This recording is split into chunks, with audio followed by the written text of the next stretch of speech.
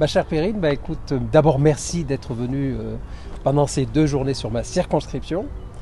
Hier, ça a été un temps fort. Pendant 2 heures, on a débattu des sujets que tu pilotes aujourd'hui au niveau national avec ta délégation.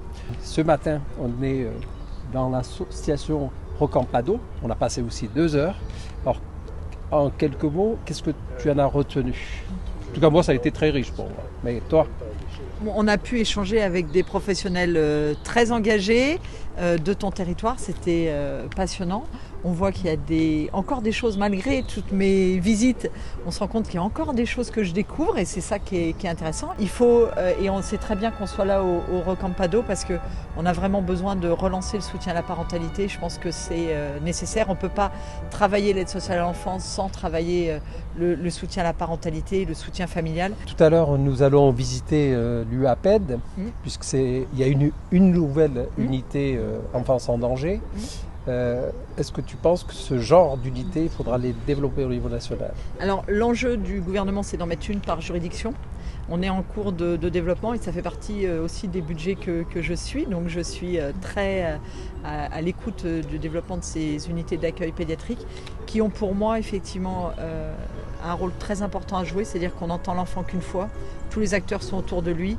Il n'a pas besoin d'avoir une errance dans tous les établissements. Tout est au même endroit. Pour la gestion des enfants victimes de violences, on a vraiment besoin de ces unités d'accueil pédiatrique et on a besoin de voir comment elles se mettent en place et voir ce qu'il faut encore améliorer. Donc oui, c'est très important d'aller les voir. Tous les deux, on siège à la commission finances. Que faut-il faire à ce niveau-là? Alors, à la commission finance, moi j'ai le budget solidarité, solidarité, insertion, égalité des chances, il faut lui mettre plus de sous. Puisque dedans on a sachant quand même qu'il y a des restrictions budgétaires. Oui, mais il y a des priorités. Il y a des priorités. Il y a des priorités. Tout ce qu'on ne fait pas dans la petite enfance, on va le payer pendant des années par la suite.